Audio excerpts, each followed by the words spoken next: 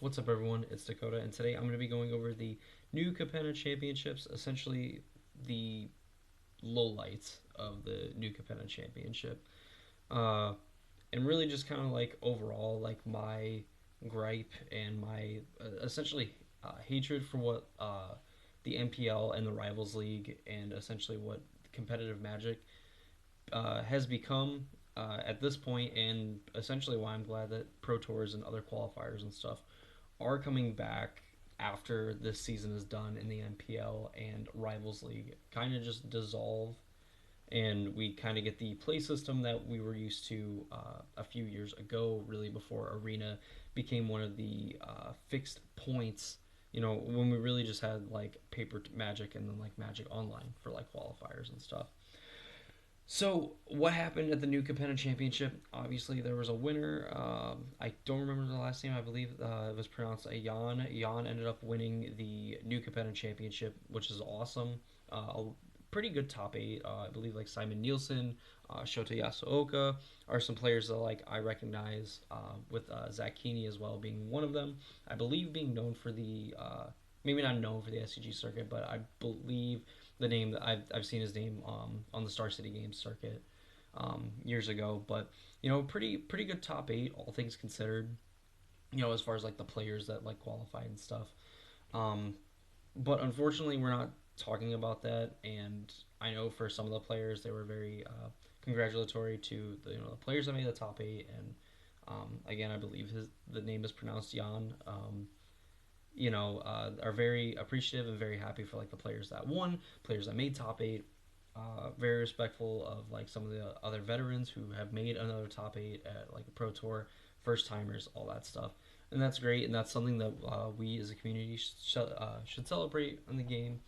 And then also kind of like a sort of like rejoicing thing for the players who like wanted the old pro tour system back, because with some of the rulings and things like that happened at the new Capenna Championship, makes you really, at least for me, excited that Paper Magic is coming back to the forefront of qualifying, and like the main way that the game is essentially going to move forward, with Arena kind of playing a role that like Magic Online did, or at least from what I understand, playing the role that Magic Online did, where like play that was an avenue for players to qualify, not the essential end all be all for said event. So let's kind of dive into it and unpack a little bit. Essentially, the lowlights of like the new Capenna Championship, and if like you were kind of keeping up like through tweets and stuff like that, you would have found that players losing matches on technical difficulties that weren't their fault. An instance where two players who were paired against each other ended up essentially both winning the match and getting those match points to knock out a notable Hall of Famer from qualifying in the World Championship, which is ridiculous in and of itself. All the invites kind of being stacked and like out of favor for like the NPL. Again, from the way that I understand and interpret the information, I could be wrong, and if someone could prove me wrong, or I guess confirm exactly how it works out, that would be fantastic. But um, essentially, it was kind of a shit show. Not gonna lie. Like, first off, I had no idea that the set championship was even this weekend. Um, and this is coming from a person that like I back when knew when every pro tour was happening. I knew when basically whatever GP, like if Magic was streaming a Grand Prix, a pro tour, a world championship, and anything, including Star City as well, I was all over it. I wanted to know when it was going on so I could watch some of the best players in the world play Magic, or some of the best players on like certain circuits play Magic. And this really should have been different. There were some very notable players that were obviously qualified for this event. There were some notable players that even made top eight of the event. You know, and we just had essentially no advertising. Even like when I went to Twitch to go watch another streamer stream Magic Online, stream the Modern Challenge and Demonic Tutors, is the only time that I noticed the set championship come up. Uh, which should be very telling, and I hope that changes going forward as well, because we're obviously going to the different system, essentially going back to like Pro Tours in like a fixed way, that we might go over in like another video. That could be something as we get more information on qualifiers and things like that. So really, with essentially everything that's like happened, because I mean, there just seem to be like a lot of technical difficulties, and that's like something you run into with like any sort of game that is played on PC, or in this case for Magic, like where you're playing remotely. Um, it's great to know that we're going to get paper Magic back. We are going to get paper events coming back. Uh, I believe next year. I mean, it's going to be assuming that it's after Worlds this year. We'll go through the rest of the MPL, Rivals League, things like that. People will qualify, all that fun, happy stuff. And then going into this new system. So I hope with this new system and kind of the things that I hope come from it, is that we have more in-person events now that COVID seems to be a little more manageable. There's obviously a vaccine. People are getting vaccinated.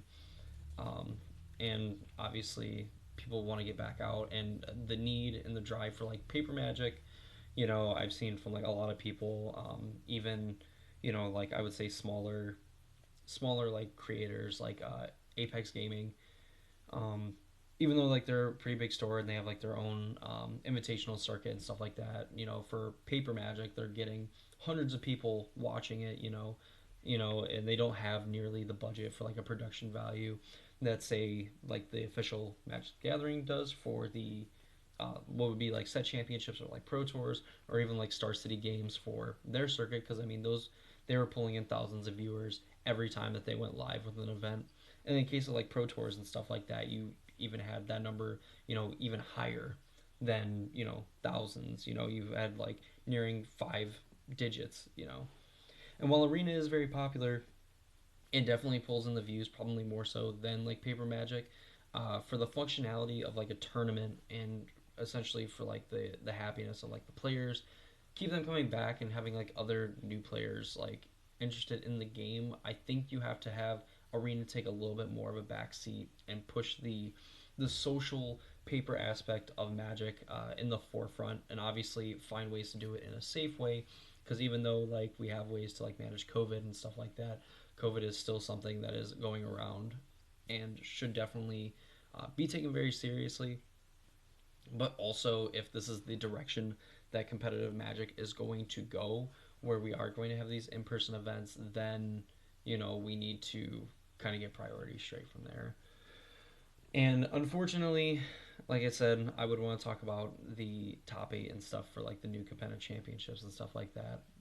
But for one, um, I'm really not super interested in like standard. I guess I really don't want to dump the money into Arena to get some of the cards for like standard until like we just get like the huge, the big rotation where like the next set comes out, and hopefully all the other stuff kind of like falls out and we get to like a more basic standard format, before I even probably think about getting back into it, just because it should be a little bit more manageable to get cards from the set and play in a more limited environment versus all these different like archetypes and all these different cards and stuff like that. Um, but it's something I look forward to, and definitely with competitive Magic heading in a new direction after this season, I look forward to see what exactly happens.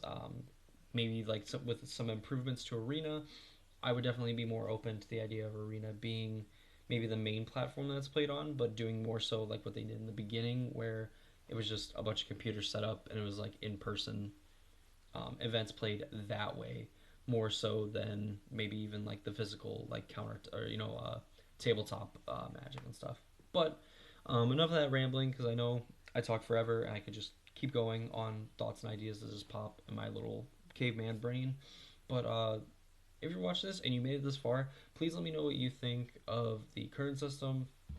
If you think the new system that we're implementing is going to change anything, or even if we were to keep this current system, how we would improve it. And, I mean, for me personally, I think if Arena was going to be the forefront of it, then they should have just dumped all their resources really into improving the experience, functionality past like the casual players that are playing it. And if you wanted it to be in a more competitive environment, then you should have uh, tuned it, I guess, to that way is kind of my thought. So let me know what you think in the comments below.